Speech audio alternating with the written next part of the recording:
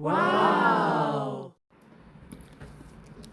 안녕하세요. 복싱 매니지먼트 코리아 황현철입니다. 펀치라인 복싱 토크 시즌 2 34회입니다. 지난 2시간에 이어서 오늘도 2라운드의 KO로 승부가 결정지어진 그 명승부들을 토대로 복싱 추억을 좀 더듬어 보기로 하겠습니다. 복싱 매니지먼트 코리아 이성열 이사님 함께 계시고요. 안녕하세요. 코토바 서준하님 나오셨습니다. 예, 안녕하세요. 요즘 많이 바빠서 자주 얼굴을 볼 수 없는 김영무님 함께 계십니다. 네, 안녕하세요. 자, 바로 출발해 보겠습니다. 오늘은 뭐 어떤 얘기부터 할까요? 박종팔 선수도 하시죠. 2라운드 로이 검지요? 예.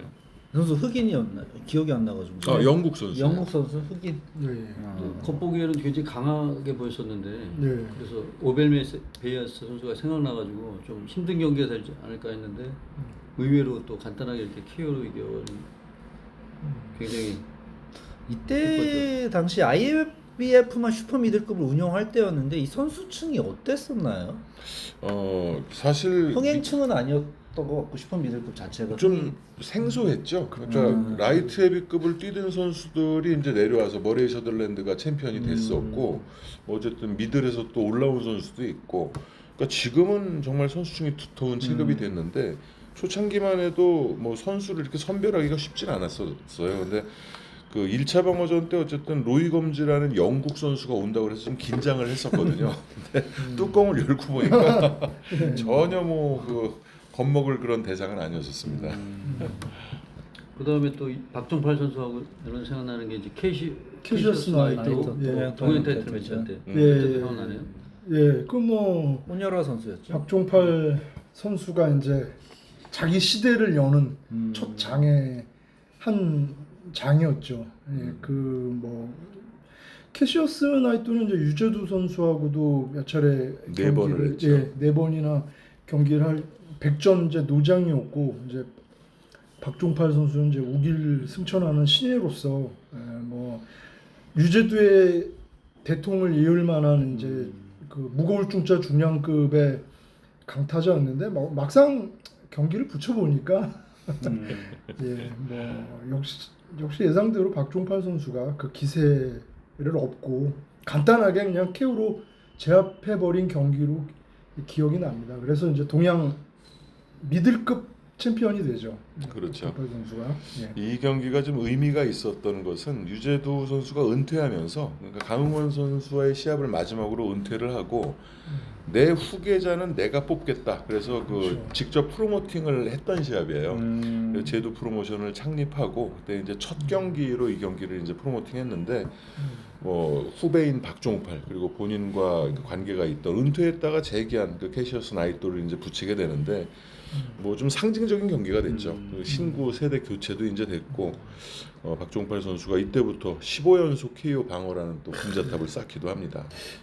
요 경기가 나오니까 바로 연이어서 떠오르는 경기가 하나 있는데 요 지금 요 자료 지면에는 안 나오는 경기인데 신구 그 바통을 잇는다는 측면의 이제 경기로 아마 제 기억에도 이 무렵이었을 겁니다. 유병래와 강흥원 선수가 동양 주니어 미들급인가요? 동양 타이틀은 아니었어요. 동양 타이틀이 아니었어요. 아니었나요? 네. 예.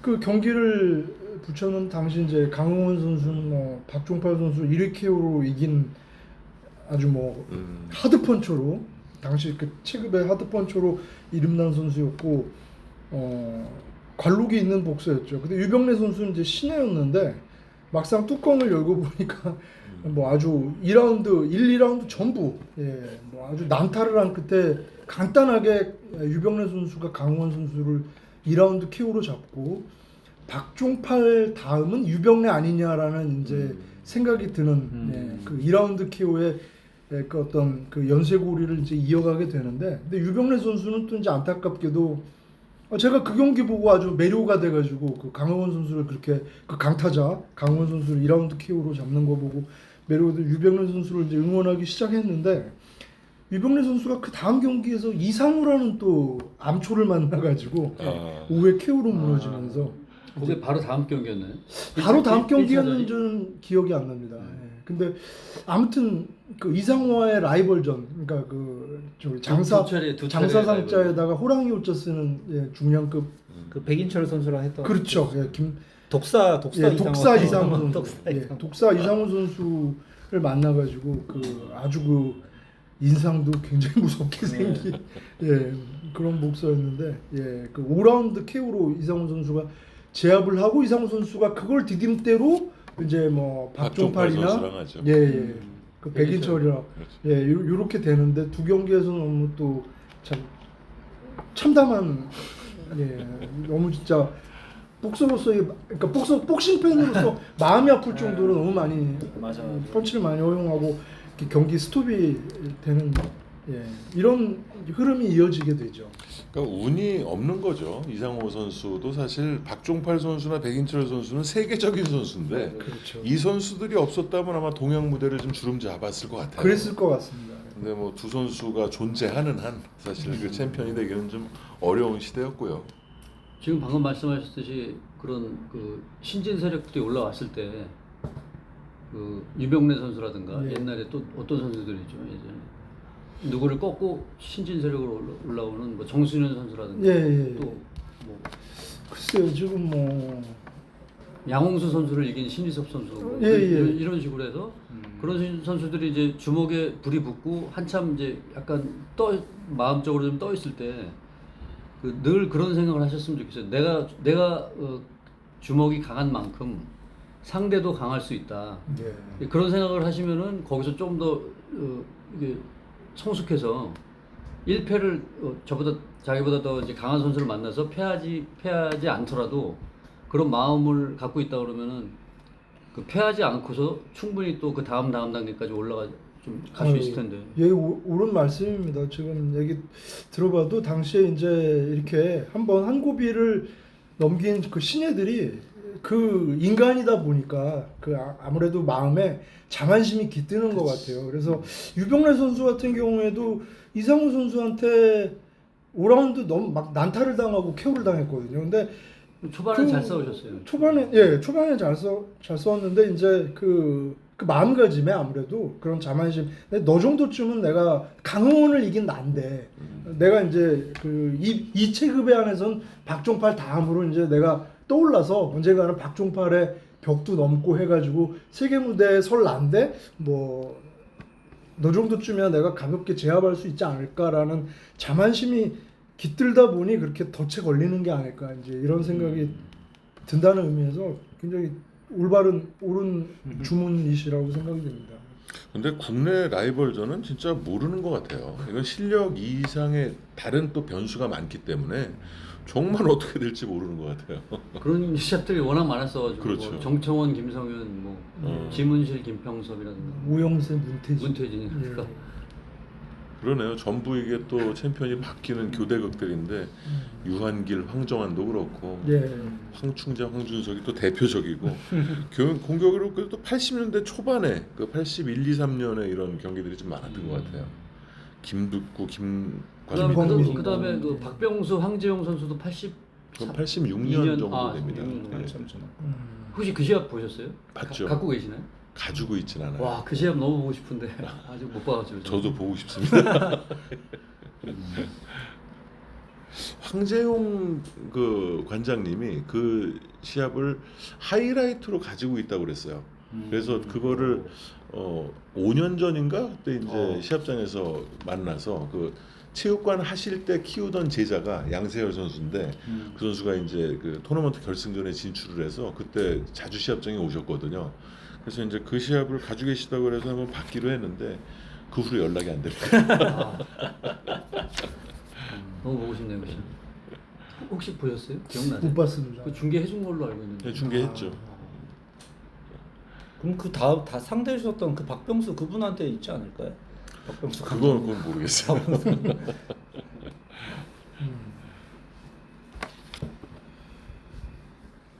이렇게 해서 이제 뭐 그다음에 이제 김지원 이 루디 카시카스 선수는 그 이승훈 선수를 상대로 하는 네. 이변을 8회 KO로 네. 이긴 그렇죠. 그다음에 그래서 이제 김지원 선수한테 도전으로 이어진 거 아니에요? 네. 근데 이 시합은 봤는데 그 김지원 씨의 누나인가요? 그 다운되고 김지원 씨가 다운되고 자리 박차고 이런 그게 카메라에 찍혔나요? 그게? 영화 배우 김지숙 카메라는 님이시죠? 카메라 안 맞습니다. 찍혔는데 그게 카메라 잡혔어요. 아 잡혔어요. 그거에 나 얼굴 기억이 가리는 거 나는데 있는 거잖아요. 김지원 선수가 다운당한 거 말고는 그렇게 어렵지 않게 이겼던 걸로 기억이 나고 근데 2번 다운 당하지 않았나요? 김지원 선수. 잘 기억이 한 번 안 아닌가요? 한 한번 번이었나요? 한번 뒤로 이렇게 어, 엉덩방아. 네, 좀 아. 크게 넘어갔어요. 한 고비 번이. 베르나 때 사실 3번 다운 당할 그거 뻔. 자동 PF예요. 그렇죠 원래는. 아. 2번 다운으로 아. 처리가 되는 바람에 이제 살아났고. 맷집이 별로 그렇게 기술에 비해서는 맷집이 좋은 선수는 아니었나 봐요. 그러니까 김지원 선수. 파이터니까 그런 것 같아요. 아. 맷집은 이제 반짝이 다운을 좀 많이 허용하는 것 같은데. 그러게요. 김지원 선수가 원래 데뷔 때는 굉장히 이제 아마추어 관록도 있고 해가지고 이런 파이터가 되리라고는 생각을 못했는데 게다가 왼손잡이기도 하고. 그렇죠. 그래서 그런 그 경기 운영을 했을 때는 다운을 김지현 선수가 당할 선수가 아닌데 그렇죠. 거의 굉장히 뭐 영리하고. 챔피언이 된 다음부터 프라이어식으로 거의 아론 프라이어식으로 아니 근데 이게 이 들어가다 선수가 그래도 뭐 이승훈 선수를 이겼으니까 내가 확실하게 세게 한번 제압했으면 내가 이승훈보다 위다른 걸 한번 과시하려는 그런 게 엄청 컸어요. 마음이 좀 있었겠죠. 이때 당시만 하더라도 이승훈과 김지원, 이승훈이 위다 약간 이런 인식이 있었지 않았나요?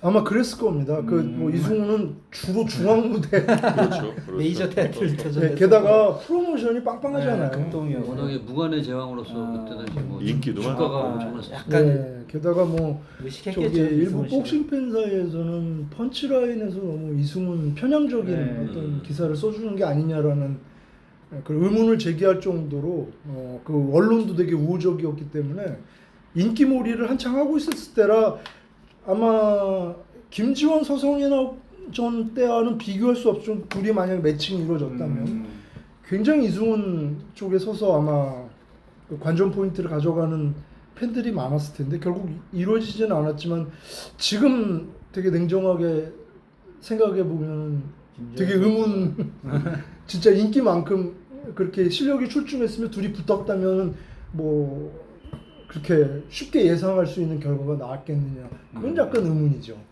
매칭은 됐었어요. 그러니까 양 선수 그랬습니까? 대전료 1억씩 받기로 하고 그래서 87년에 IBF 타이틀전에 그렇죠. 타이틀전으로 매칭이 됐었는데 그 후에 어쨌든 김지훈 선수가 이제 은퇴를 해버리고 유야무야 되면서 이제 그래서 결정전을 이승훈 선수가 하게 된 겁니다. 김지훈 선수의 그 말씀에 의하면은 그 원래 본인이 챔피언 되고 6경기만 하고 그만하는 걸로 이미 얘기가 그 서순종 매니저님하고 얘기가 됐었다고. 그런 것 때문에 자기는 미련 없이 그만두셨다고 뭐 그렇게 얘기하시더라고요. 어떤 이유 때문에 그만둔 게 아니라 뭐 본인이 뭐 근데 실제 5차까지 했었나요? 5차범 4차까지. 4차까지. 이 카시카스가 마지막 방어전이에요. 근데 저도 이제 얘기를 들어봤는데 요때 끝나고 그러니까 너무 노래 부르는 게 좋았대요. 그러니까 연예계 활동이 너무 좋았고 이제 끼가 홀도 많으셨구나. 많았고 아. 그래서 어떤 그 요즘으로 따지면 클럽 같은 데서 노래를 하는데 그게 이제 권투위원회에 소문이 들어갔나 봐요. 그러니까 그때 그 권투위원회 직원이시던 분이 김지원 선수를 불러서 경고를 주더래요. 그러니까 요즘 같으면 상상을 못. 이렇게 좀 더 해서 이렇게 좀 인기몰이 좀 하고 이렇게 좀 김지현 선수가 노래한다 그러고 광고 전단지 밀어줘야 되는데 황대표님 그렇게 참 아쉬워하시네. 아니 본인도 그러더라고. 아니 이게 그렇게 그 선수한테 그 길을 꺾을 사안이냐고. 뜯어주지 못할 망정. 그래서 은퇴했대요. 차라리 홧김에.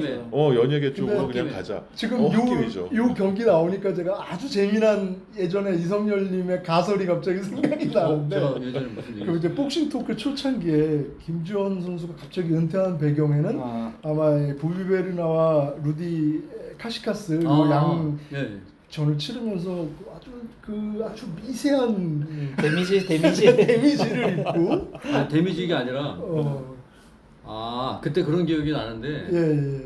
그러니까 본인의 어떤 그 메이저 쪽으로 나가기 위한 어떤 그 한계 비슷한 거를 느끼지 않았을까. 아니 그때 그렇게 말씀 안 하셨어요. 아주 그 우리 복싱 팬 눈에는 보이지 않는 아주 그 미세한 어떤 그 안화 골절이라든가 안화 골절은 저는 안 했어요. 예 그런 얘기는 안 하셨지만 그 한 비슷한 적이 없습니다. 예, 의학적 어떤 소견 비슷하게 아주 그 미세한 계속 그 얘기를 고집하셨거든요. 그러니까 세계 타이틀 그러니까 약간의 실력 있는 선수들과 붙으면서 어떤 본인의 그 어떤 허점들이 조금씩은 보였던 거죠. 네. 기존의 동양 타이틀 전의 시합들보다는 그때는 그렇게 생각이 들었어요. 아마도 그 얘기할 때는 김지원 씨를 만나기 전일 거야. 근데 이제 만나시고 났기 맞- 네, 때문에 그 그렇습니다. 후니까 이제는 의문이 그분한테 좀 그런 얘기를 크겠죠. 들으니까 이게 수긍이 가더라고요. 왜 은퇴하셨는지를.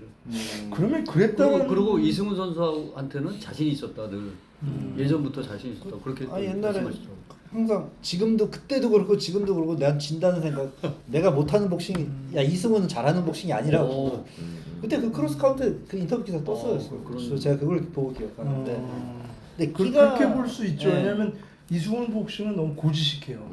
네. 거기서 강점이 발휘되기도 하지만 김지원 같은 시각에서 보면 충분히 그렇게 볼 수 그리고 있다고 생각해요. 스파링을 했었었다고 그러시더라고요. 아 그래요? 예. 했었을 때 큰 특징을 못 느꼈다고 본인은. 근데 이제 시합하고 스파링은 틀리니까.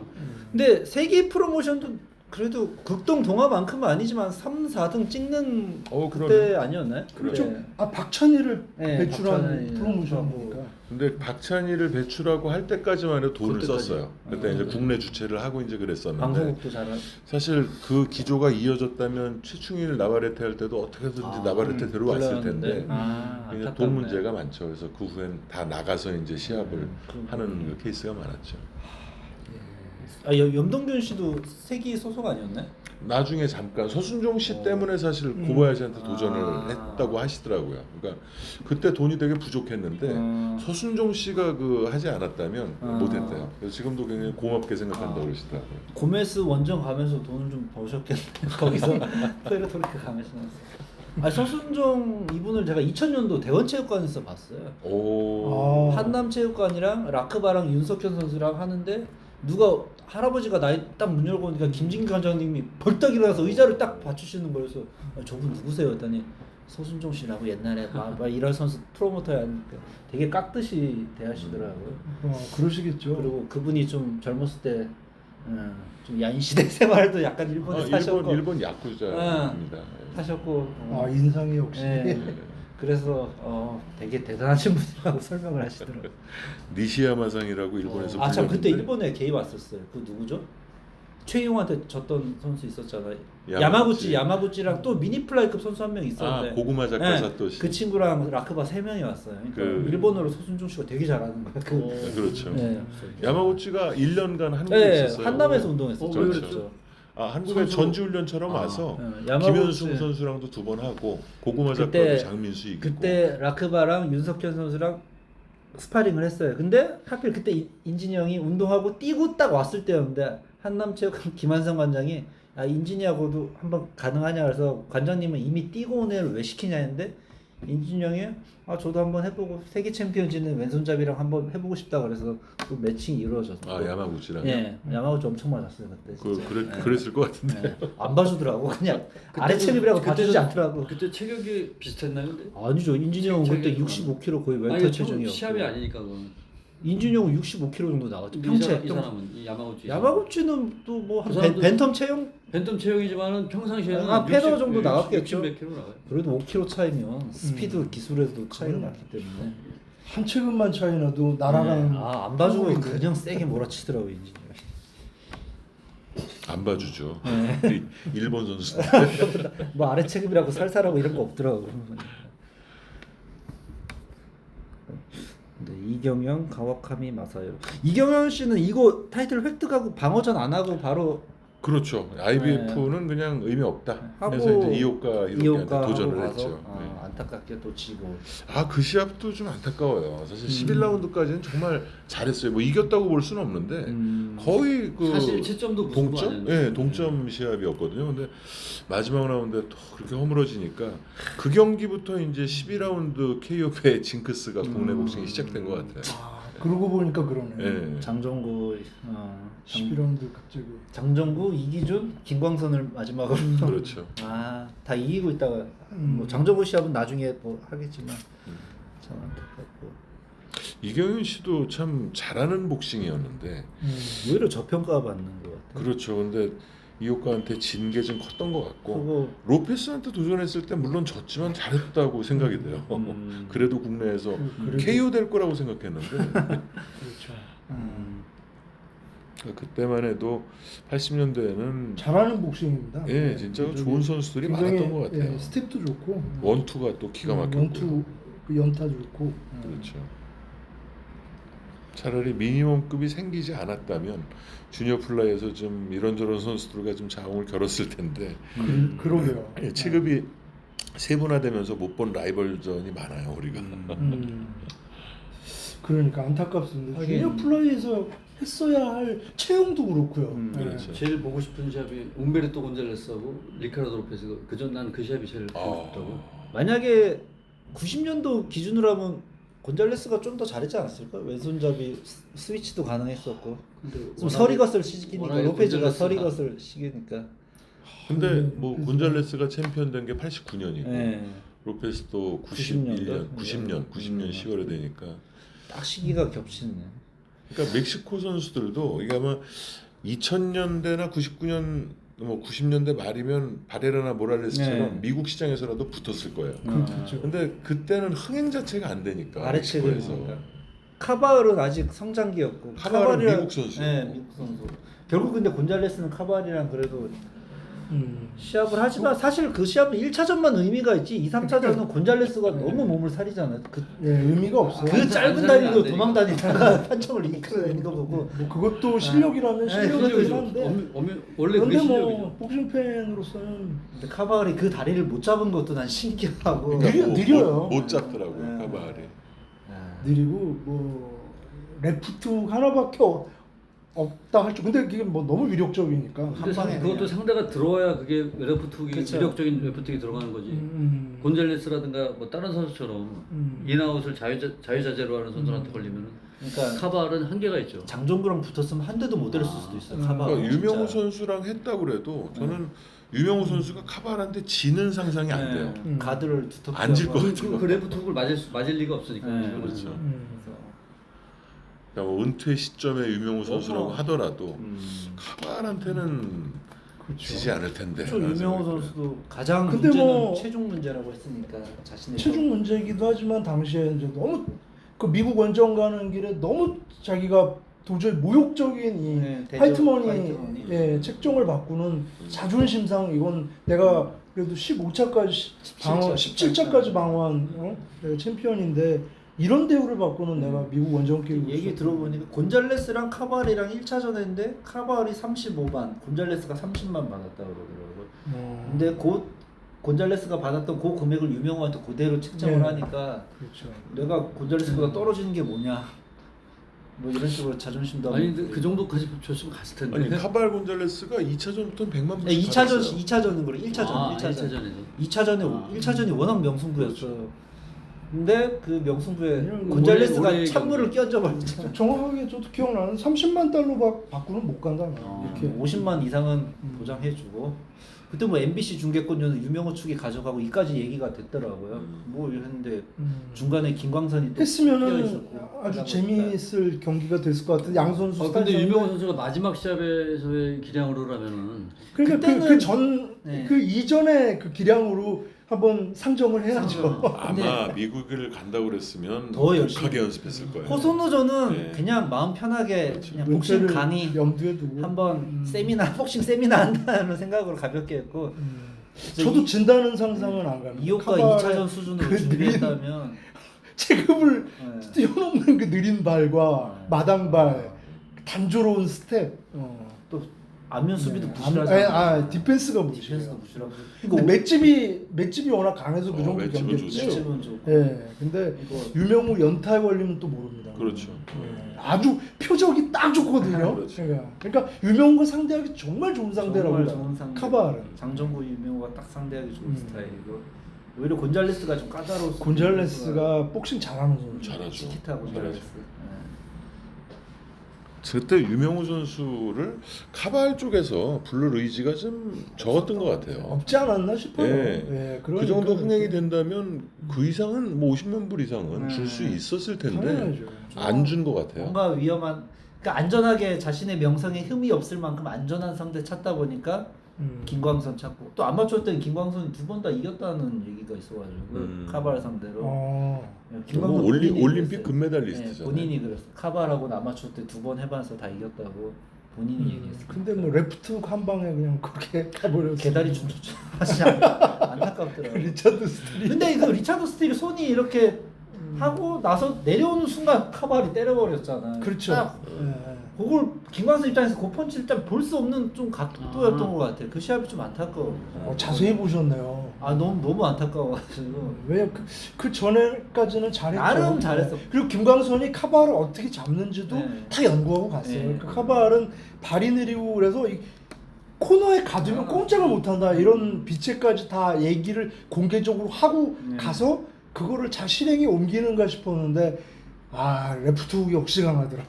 너무 그때 상승세였고. 사람들은 이제 그 마지막 펀치를 기억하는데 이미 5라운드인가 6라운드에 네.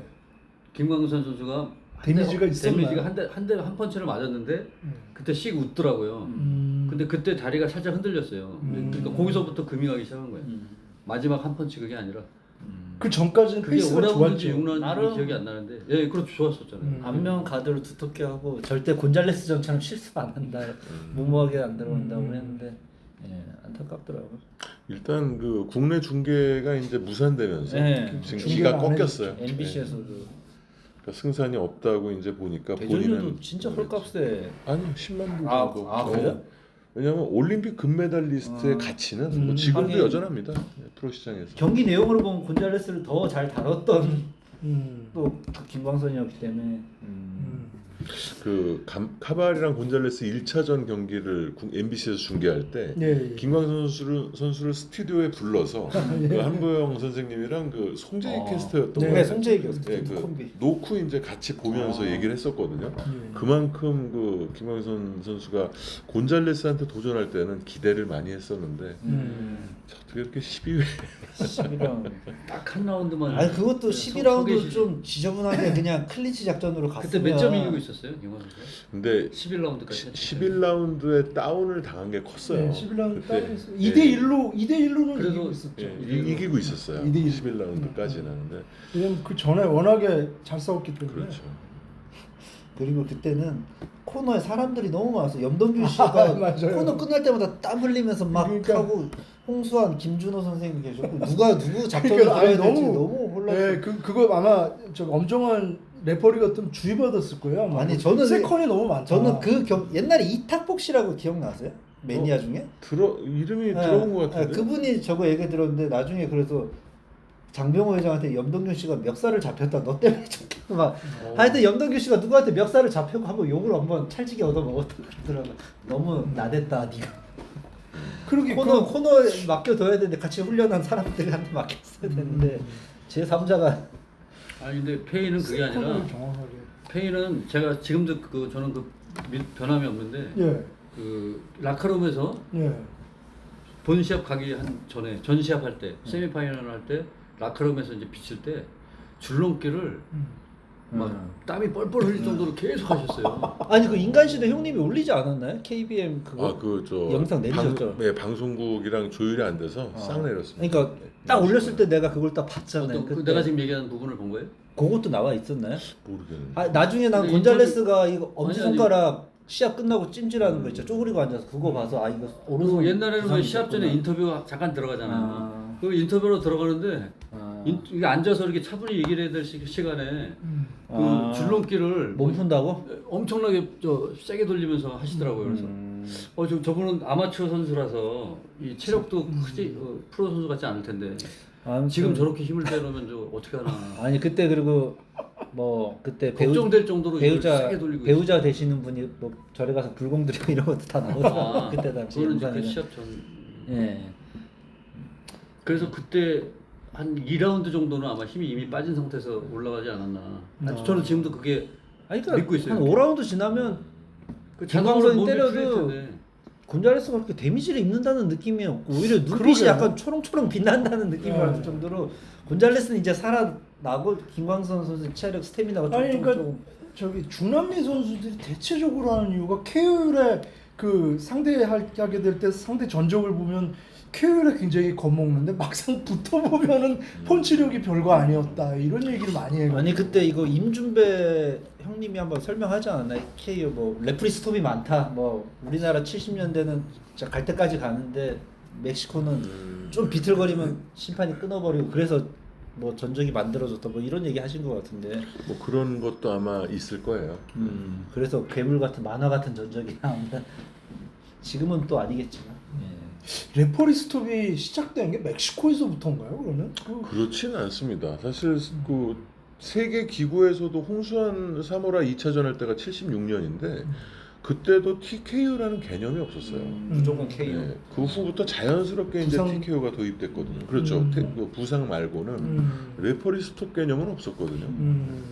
아까 저기 그 장 박사님 얘기 중에 그 이제 아르넬 아루살이랑 김태식전에서 오해 턱뼈 부상 때문에 만약에 김태식 선수가 경기하기 힘들다고 하면은 뭐 한 85년 전후로 해서는 아마 그게 받아들여져서 와다나베지로 대 권순천 그렇죠. 그게 이제 설례인데 이건 도전자가 반칙을 너무 해가지고 이거는 내가 부상 입어서 못하겠다 그러면 이제 뭐 반칙 승이다 아니면 테크니컬 판정으로 넘어갈 텐데 제 생각에 아르네라로서 전에서 만약에 딱 예, 80년도. 김태식 선수가 그런 의견 표명을 했으면 이건 기권 기권이다. RTD로 받아들여지지 결코 그게 당시에는 그 반칙 승이나 테크니컬 판정으로 아마 인정 못 받았을 것 같아요. 그렇죠. 그러니까 의견 표명을 할 수도 없을 거예요. 예, 그러니까 그럼 경기가 그냥 이래 버릴 것 같은데 바로. 지금은 규정으로 이제 그 몇 라운드까지 뭐 우연한 부상 이런 게 다 그렇죠. 나와 있지만 그렇죠. 그때는 그게 없었을 때였거든요. 아마 그렇게 판정이 박종팔 선수도 내려졌다고. 한번 테크니컬 그 부상. 그거는 이제 노 콘테스트. 노 콘테스트. 저기 그거는 이제 버팅 때문에 버팅 때문에. 예, 노 명백한 콘테스트였어요? 버팅이에요. 노 콘테스트. 그러면 정말 노 콘테스트면 대전료 못 받나요? 아니요, 그렇지 않아요. 정말 다행스러운 그때. 그렇죠. 그 다음 경기 그 경기도 논란의 판정이래요. 랜데로 예, 린데로 린데로제 2차전. 2차전. 예. 그거는 명백하게 진 아니 경기라고들. 뭐다 추천해 주십시오. 이거 뭐 화내시는 이거 거 아니에요? 할 경기 박종팔 많으니까. 신분 있으시잖아요. 되게 화내시는 거 아니에요? 아니, 그렇지 않아요. 아니면 당사자 모셔놓고 해설을 한번 그러면 너무 가혹한가 그거. 좀 그렇죠. 제 3자 입장에서 할 게 진짜 많네요. 아니 그 사라테 그 누구죠 핀토르가 네. 한번 뒤집힌 뒤로 굉장히 조그만 논란이 아유, 다 튀어나오고. 굉장히 어떤 감흥이 크셨나 봐요. 네, 그 사라테 핀토르 핀토르 전에 아. 특히 그 핀토르가 굉장히 저희도 테크니션. 저희도 뭐 예, 그랬죠. 보면서 보면서. 놀랬잖아요. 이번 주에 핀토로 살았댔어요? 네, 진짜. 내가 이번 주 걸 깜빡하고 못 봤네. 핀토르 저도 채점하면서 봤어요. 다 보다가 이번 거만 못 네. 봤네. 재밌어. 보고 오세요. 재밌어요. 테크닉적으로 막 익사이팅하진 않지만 테크닉적으로 하나하나 보면 그런 걸 핀토르가 좋아하니까. 열심히 노력도 하지만 이미 선수 자체가 뛰어난 선수였구나라는 걸. 뛰어난 선수. 자모라보단 확실히 뛰어난 선수 같은 제가 봤어요. 어떤 분이 이제 저한테 전화를 한번 주셨어요. 근데 그 지인 분이신데 핀토르의 전적이 38승 중에 32KO라는 걸 처음 알았대요.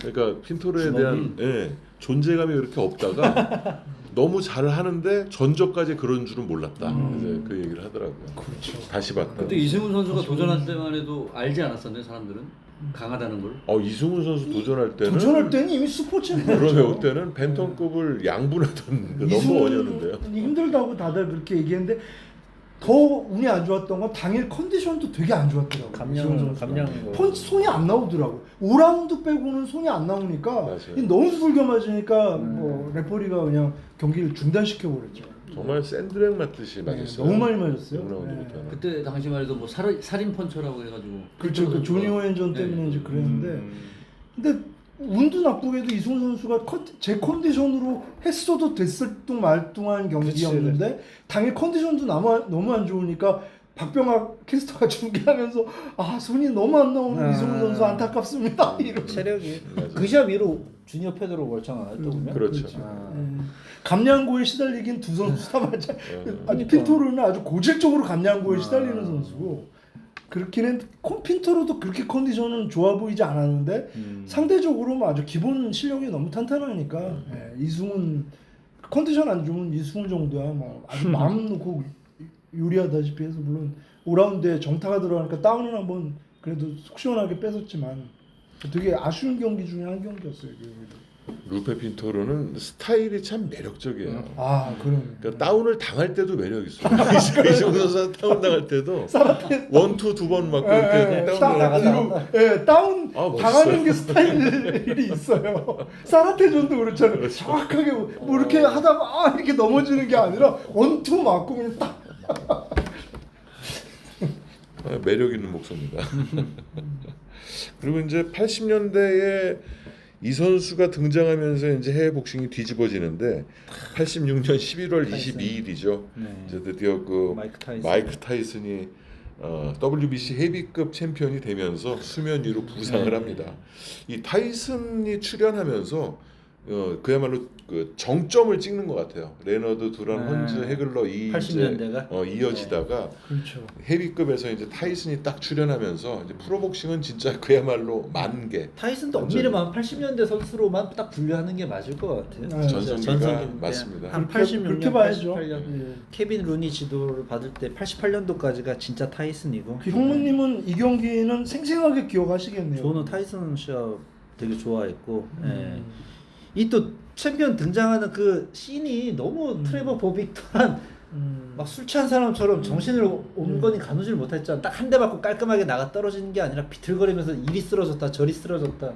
그 키 작은 옹골찬 선수가 버빅이 참 그 홈즈전에서도 잘 싸우고 알리도 물론 이제 말년에 알리. 예, 말년에 알리긴 진짜. 했어도 네. 그렇게 한 선수인데 뭐 마이클 타이슨이 정말 무슨 빠르더라고. 대학생이 어린애 맞아요. 손목 비틀듯 이렇게 그리고 너무 제가 놀랬던 건 너무 빨랐어요. 스피드. 스피드가 스피드가. 이렇게 빠르고 덩치도 적지 않은 선수. 헤비급답지 않은 네. 스피드였죠. 헤비급답지 않은 스피드. 거기다가 알리보다 조금 더 강한 펀치력 탑재한 상황에서 했던 걸로. 프레이저하고 좀 이게 비교가 되는데 프레이저보다는 이제 좀 스피드에서 너무 차이가 나니까 예. 예, 프레이저보다 좀 윗급의 선수가 나타났다는 예. 생각이 들더라고요. 스피드와 그 러싱 때 그 어떤 그렇죠. 예, 맷집도 속도감. 이때다 80년대는 맷집도 극강이었고. 그거는 프레이저하고 비교가 안 되는 예. 차원이라고 느껴졌어요. 프레이저 아들을 잡았죠 타이슨. 프레이저랑 할 일은 프레이저 아들은 여러 번 잡혔어요. 레리 홈즈한테도 망신당하고. 그 타이슨한테도 잡혔고. 예. 그리고 타이슨이 등장하면서 아니구나 참 그 전에 이미 흥행 규모는 레너드가 다 키워놨었네요. $1000만 이상은. 근데 이 다음 시합에서 또 역대 헤비급 최고 개런티를 또 기록하지 않나요? 마이클 스핑크스전에서 타이슨이. 근데 이건 1라운드 키운데 이거는 우리 아니, 오래 난 이거는 거예요. 그냥 지난주에 했었어요. 지난주 했었으니까 그때 $1700만 받고 스핑크스가 $1300만 퇴직금 받으면서 지금도 노후를 잘 보내고 있는 듯한 재테크를 잘하셔서. 그랬던 어떻게 것 보면 긴 인생을 생각하면 네. 스핑크스처럼 딱 한 방 맞고 처음에 잘 처음 사는 다운 게. 때는 약간 어설프게 주저앉고 두 번째는 아니, 그냥 진짜 됐잖아. 복싱 스타일이 다르네요. 아니 레리 홈즈전 때 그 사람들이 얼마나 얄미워하는지 그 스핑크스. 누가 핑크스키스 네, 복싱팬들이 스핑크스를 얼마나 얄미워하는지. 저는 이때 이게 평일날 했었어요. 맞아요. 학교 다녔는데 점심시간 끝나고 5교시 할 때쯤에 이제 선생님들이 남자 선생님들 그때 복싱을 좋아했으니까 예. 야 이것만 보고 하자 금방 끝나니까 하고 딱 트니까 역시 1라운드에 끝나더라고 시합이. 그랬죠. 예. 근데 타이슨 등장할 때부터 가운도 안 걸치잖아요. 저는 이제 고등학교 체육 시간이었는데 애들이 몰라와서 라디오로 듣고 타이슨이 200kg를 이겼다. 이때 6대 3가 뭐 거의 7대 3 정도. 그때 경기 솔직히 전에. 이거는 말이 라이벌전이지 글쎄, 그냥 이거는 마이클 스핑크스를 전이라고 이미- 할 수가 없죠. 이건 라이트 헤비급 선수잖아요. 은퇴한 스핑크스를 억지로 그냥 다시 불러들여서 라이벌전 형식으로 그렇죠. 만든 거 아닌가? 어느 시합이요? 스핑크스하고 마이크 타이슨. 타이슨. 네. 아니죠. 이때는 마이크 타이슨이 IBF 챔피언이었고 아니 스핑크스. 예. 마이클 스핑크스가 IBF 챔피언이었어요. 이때는 통합 토니 터커 이기고 타이슨한테 다 가 있을 때 아니야? 아니에요. 토니 터커를 이긴 제임스 스미스. 제임스 스미스가 WBA 이때는 맞아요. IBF가 이제 토니 터커에서 타이슨으로 통합을 했었고, 했었고 동키 마이클 기획해서 스핑크스가 이제 무관의 무관의 제왕이 제왕이어서 돼서 라이벌 31조 IBF를 이제 내놨거든요. 내놓은 거 은퇴한 이제 상태 아니었네? 은퇴는 아니었어요. 은퇴는 아니었고 그래서 그때 그 라이벌전 제리 쿠니도 이제 KO 시키고 그때 그래서 계속 뭐지? 이어나갔었죠. 포먼 프레이저 이후에 다시 또 무패 헤비급 선수끼리 대결이다 그래서 이때는 스핑크스가 판을 계속 키웠어요. 네. 제야로 물러난 상태에서. 그때 그래서 $1300만 엄청난 대전료를 받고 근데 경기 전에 네. 예상을 하잖아요.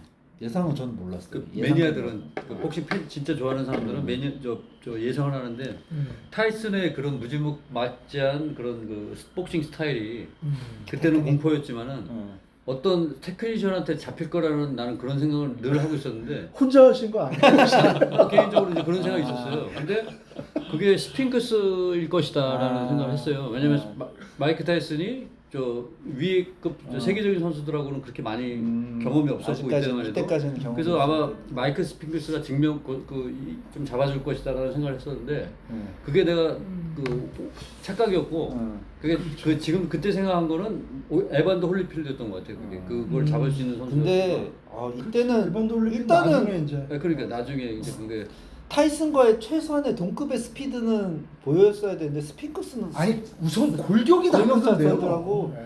홀리필드는 그래도 스피드라도 좋았잖아요. 아마 홀리필드는 몸도 크고 몸을 근데 제대로 만들어 왔고 이때 그 경기 전 예상이 뭐 타이슨이 압도적 유리 이렇지 않았어요. 그러지 않았다니까. 아 그러지 않았나? 안 저는 그랬어요. 몰라요. 그때 왜냐면 스핑크스도 메리움즈를 나름대로 2번 잡은 네, 헤비급으로 올라와서 나름대로 이제 그 자기 시대를 구가하고 있을 때라. 얄미워는 했지만 그래도 시장은- 시장은 잡았으니까. 실력을 인정받았죠. 그러니까 결과가 이렇게 나와서 지금 이제 그런데 이거 할 때는 거의 백인들이 좋아하지 않았을까요? 마이클 스핑크스는? 좀 좋아했을 것 같아. 왜냐면 백인들이 네, 사실 레리 홈즈가 마르시아노 기록을 타이를 못 이루게 40 막아버렸잖아. 번이나. 그래서 백인들이 좀 좋아하지 않았을까? 일리 있는 말씀. 사실 그것 때문에 아마 스핑크스를 또 이기겠다는 그런 얘기도 있잖아요. 하여튼 그 그때 한정. 스핑크스 루키 전적이 31승 중에 21KO였고 일단은 스피드에서 안 되더라. 펀치는 당연히 떨어질 거지만 타이슨이 움직임이 너무 좋고. 근데 이때 이후로 이제 케빈 론이랑 이 타이슨 갈라지면서 딱 1라운드 나오면 하는 그 포즈 있잖아요. 네. 양쪽으로 네. 이렇게 위빙 이렇게 한 다음에 파고 확 갑자기 그냥 훅 들어가 버려. 그거에 못 당하더라고요. 그 스피드에. 러싱 파이팅의 그 스피드는 근데 역대 최고였던 것 같아요. 그렇죠. 근데 그렇죠. 96년도에는 사실 한 그 중에 한 30%는 날라갔다고 봐도 본 상태였잖아요. 홀리필드랑 할 때였고. 근데 이제 홀리필드 나중에 레녹스 루이스 이렇게 이제 넘어가면서 그게 확 죽더라고요. 네. 그게 죽으니까 이게 스피드가 할만한 좀, 거예요. 네. 펀치력이 떨어지는. 여전해도 만약에 여전하다고 가정을 해도 그게 죽으니까 이 선수들이 할만 이게 겁이 안 나니까 그러면 이제 우선 겁이 나잖아요. 그러니까 인간으로서 저거 한 대만 죽는 거 아니야? 뭐 이런 생각도 할 수 있고 근데 그게 없으니까 할만하니까 이제 리딩 펀치 툭툭 홀리필드랑 레녹스 루이스가 얼마나 리딩 펀치가 좋아요. 그러니까 거기에 결국은 근데 타이슨이 다 홀리필드 1차전 또 타이슨이 원투를 맞추면서 홀리필드가 링으로 한번 몰리잖아요. 아, 예, 예. 근데 그러긴 하지만- 주눅들 잡고 홀리필드 바로 맞받아 치면서 하니까 그때부터 음. 경기가 물론 버팅이 되게 저는 버팅 때문에 이겼다고 지금도 생각을 하는데 홀리필드가? 네, 1차전에서는 난 심판이 더 얄미웠어. 주의 한 번 안 주더라고. 주의를 줄 법한데 그 젊은 심판. 근데 심판이 왜 그런지 그 모르겠어. 레퍼리 왜 미운 털이 바뀌었을까? 저기 그 더글라스 전에서도 그 옥타비오 레퍼리가 옥타비오 메이란이었는데 롱 카운터를 할 까닭이 없거든요. 맞아요. 근데 동킹이 이상하게 질질 끌더라고. 더글러스도 더 할 의지가 예, 없었고 더글라스도 있었는데 그냥 이러고 그냥 세 보니까 동킹이 16초, 7초 돼. 예, 동킹이 로비를 좀 그랬는데 아니 갑자기 여기서 레퍼리가 경기에 개입을 하더라고요. 네. 아유 나는 옥타비오 메이라는 그렇다 치더라도 요 홀리필드전 심판이 더 얄미웠어 진짜. 주의를 당연히 줘야 될 정도로 버팅. 나중에는 예. 타이슨이 심판을 쳐다보잖아요. 자꾸 그러니까 저기 붙으니까. 그 귀 나중에 그 귀를 깨면 그 해깃발 오죽 열받았어. 네, 오죽 메스레이지. 열받았으면 저런 짓을 다 그러니까 사실 반치강은 타이슨이 아니라 홀리필드다 이런 근데 얘기들을 지금은 많이 이제 하죠. 유튜브 보면 홀리필드 경기 스타일 보면 이미 예전에 크루저에서 올라왔을 때부터 드리가 버팅 후 저기 정수리 요- 비비기 요걸로 여기 이렇게 예. 찍고 예. 버팅 후 정수리 비비면서 클린치하고 자기보다 키가 작은 선수한테는 그렇게 이겼다라는 걸 점점 드러나서 아 홀리필드가 크루저급은 뭐 역대 1위라고 인정하지만 참 헤비급에서 더티했구나. 참 보여주는 게 별로 없었다. 리딕보 2차전 뭐 이런 거 레이 머서전 말고는 딱히 보여주는 게 없었다. 아 리딕보는 자기 성격을 못 이겨가지고 멘탈이 좀 그런 것 같아. 아니 별거 아니라고 생각했던. 실력은 전 상당하다고 예, 봤거든요. 저는 루이스보다도 예, 더 예, 뛰어날 예. 수 있다고 봤는데. 근데 그렇게 자기 그게 안 다스려져. 멘탈 골로타전에 한번 멘탈이 꺾인 것 같아. 대수롭지 않은 선수한테 예, 이거 맞고 로블로 맞고 반칙 쓰겠다는 게 자존심이 치명적이고. 또두 번째 예. 또 근데 로블로 맞기 전까지도 지고 있었잖아요. 그때 몸이 안 돼도 되게 안 비대했어. 되던데요. 근데 예. 2차전 때는 볼이 쏙 들어갈 정도로 엄청 감량해가지고 했는데 이미 기세가 한번 꺾이니까 안 되더라고. 그 뒤로 뭐 은퇴해서 해병대 들어갔다는 뭐 이런 얘기 나오다가 이제 나중에 몇 게임 한 번 또 했어요 누구하고. 나중에 막 나이 먹어서. 이래가지고 막 태국에 무에타이 시합도 나가고 막 했는데 하여튼 리딕보는 안타까워. 난 마음만 했으면 레노프 예, 아니, 루이스보다 더 실력, 그 싸우는 스타일이 굉장히 화끈하고. 네. 싸움꾼이죠. 예. 그래서 정말 이 프로복싱의 인기를 누리게 하는 데는 정말 필요한 딱 그런 스타일이다 이렇게 싶었는데 네. 그렇게 뭐 자기 통제가 안 되는 선수는 뭐 버틸 수가 없죠. 지금도 뭐. 파산해서 완전히 뒤통수만 맞으면 막 완전 열북해가지고 막 이러고 경기 끝나 공 울리건 말건 뭐 조금이라도 손해 본다 싶으면 참 막 안타까운 게 세컨을 가가지고 막 두들겨 패려고 그러고. 근데 타이슨은 지금 되게 경제적으로 안정되고 잘 살고 있고 뭐지? 리딕보는 완전 파산했다면서요. 맞아요. 예. 그 성격대로네요. 근데 말년이 굉장히 안 홀리필드는 좋아요. 뭐 현재 재산이 60만 달러 남았는데 15만 달러가 캐딜락 차다 막 이렇게 얘기가 나올 정도로 타이슨은 뭐 사업에 굴곡은 많았지만 회심을 그래도 한 번 했죠. 그 와이프 잘 만나서 음, 다시 경제적으로 안 좋고 지금은 되게 잘 사는 것 같더라고요. 그래서 지금 어쩌면 그 11월인가 그때 타이슨 퓨리가 은간우랑 이제 하기로 한 거예요? 이벤트 매치를 하기로 했어요. 그래서 지금 타이슨 퓨리 트레이닝을 마이크 타이슨이 시키는데 언더카드로 지금 타이슨도 나올 확률이 있어요. 얼마나 이렇게 성사가 되면 맞아. 효도르가 효도르랑, 예. 했는데 지금 참고로 나이 차이가 효도르가 10살 어려요. 휴도르가 나 복싱 좀 해보고 싶다 그랬어. 근데 복싱 룰로 하면 타이슨이 이기겠죠? 그- 타이슨이 모르죠. 순발력은 승패를 떠나서 만약 그거 다 세팅이 되면 네. 아마 그러니까 기록 다 깰 것 같아요. 몇억 달러 또 짜리 나오고 근데 로이 존스랑 그때 하는 거 물론 복부 공격만 하기로 합의를 봤지만 스피드가 전혀 로이 존스에 뚫리지가 않더라고요. 그래요? 마음 먹고 못 보셨구나. 못 봤어요. 진짜 빨라요. 로이 여전해. 존스도 여전한가요? 로이 존스도 스피드 순발력 그 운동을 신이잖아요. 계속 했다는 얘긴데. 그럼. 네, 가정이 가끔- 안정되니까 가끔 영상 올라오는데 네, 그 영상. 스피드가 여전해요. 그러니까 확실히 타이슨이 가정적으로 주변 환경이 안정이 되고 운동에만 전념하면 그렇죠. 무서운 선수다. 무서운 선수예요. 근데 출소 후에 주변이 되게 복잡했잖아요. 돈킹은 돈벌이 도구를 어떻게든 뜯어내려고 그러고 하니까 참 그게 너무 안타까웠고. 자, 2회 KO로 시작해서 타이슨으로 마무리가 되고 있습니다. 근데 쿠니는 이때 인지도가 있었던 선수인가? 이미 엄청났어. 8년 뒤잖아요. 아니 쿤이요? 이거 쿤이 저기 또 레리움사한테 도전하고 8년 뒤잖아요. 근데도 그 중간에 시합을 거의 안 했어요. 안 했죠. 그러다 이제 스핑크스랑 아, 하고 탐퍼 잡히고. 또 포먼이랑 이렇게 돈 되는 시합에만 이제 얼굴 좀 내미는 그런 정도. 이때도 백인 영웅이었잖아요. 그 영웅 타이틀이 있었죠. 네. 네. 일단 시합만 하도 그래도 어느 정도 흥행이 보장이 되는 백인 프리미엄을 갖고 있던 선수가 쿤이었는데 그렇죠. 역시 늙은 포먼한테는 안 되더라고요. 진짜. 근데 포문이 나중에 얘기하는데 쿤이가 펀치력이 네. 대단했다고. 네, 본인은 그렇게 얘기를 그 하는데. 켄노턴도 이겼잖아요. KO를. 그럼요 이겼죠. 200KO 그 저기 1라운드. 1라운드. 조지 포먼이 그 켄 노튼 이기듯이 그렇게 이겼어요. 코너에 이렇게 거의 꿇어 앉아 있는 상태인데 턱을 완전히 부서졌어. 레프트 라이트 그냥 사고 방을 나는 줄 치거든요. 알았어. 사고 턱뼈 그대로 너무 많이 부러졌어요. 맞았어. 좀 잔혹한 KO 장면이에요, 사실은. 그걸로 우리가 떴나요? 말렸어야 되는데. 쿠니가 그걸로 뜬 건가? 그 전에 이제 론라이를 또 1회 어. KO 시키거든요. 근데 그거야 뭐 론라인 워낙에 뭐 그렇죠. 말려니까 이제 좀 그거 켄노튼도 말년이긴 했는데 KO 신이 워낙 좀 센세이션해서 확 부상했어요 그때. 근데 백인 프리미엄이 세긴 세나 봐요 진짜. 세죠. 82년도에 쿵즈랑 프리미엄이 같이 동일한 1,000만 달러 대전료를 받았다는 그렇죠. 거는 그걸로 저는 맨시니도 그런 백인 프리미엄에 그때 뻔했는데 카마초랑 할 때도 뭐 200만 달러 받았다고 그러고 토미 모리스는 레녹스 루이스랑 할 때 750만 달러를 받았대요. 레녹스 루이스가 더 적게 받았고 그러니까 아직도 그런 게 백인 참 프리미엄 작용한다는 게 좀 지금은 씁쓸한데. 지금은 미국 백인 선수 중에 잘 나가는 선수 없죠. 지금 이제 거의 없는데 헤비급의 올림픽 은메달리스트가 있어요. 리차드 토레스라고. 근데 좀 왜소해요. 근데 이 친구가 지금 6전 6승 6KO인가 그런데 만두고 있네. 예, 진짜. 이제 지금 뭐 전적 쌓아가는 빌드업. 중인데 걔는 아마 기대대로 조금 잘해준다면 지금 미국 자체가 뭐 백인 흑인을 떠나서 헤비급이 전멸이거든요. 전멸이었죠. 디온테 와일더 빼고는. 그래서 아마 걔가 좀 나서주면 흥행이 되지 않을까 디온테 싶어요. 와일더도 영국 선수 백인 선수한테 저버려가지고 그 타이슨 퓨리. 네. 예. 자, 뭐 이 KO 또 얘기하다가 헤비급에서 지금 마무리가 됐는데 네. 그 2라운드 KO 세 번째 시간 여기서 마무리하도록 하고요. 다음 시간에 얘기 좀 더 나눠보도록 하겠습니다. 2회 KO 파트 3 클로징 김용무님 예. 해주십시오. 저희가 지금 약 30년에서 40년 전 시합을 회상하는데 이렇게 너무 즐겁고 행복한 시간을 보내고 있는데 이제는 지금의 현재의 한국 복싱을 또 즐겁게 회상할 수 있는 이 길이 꼭 열릴 수 있도록 한국 복싱 꼭 부활할 수 있도록 많은 관심 부탁드립니다. 감사합니다. 감사합니다.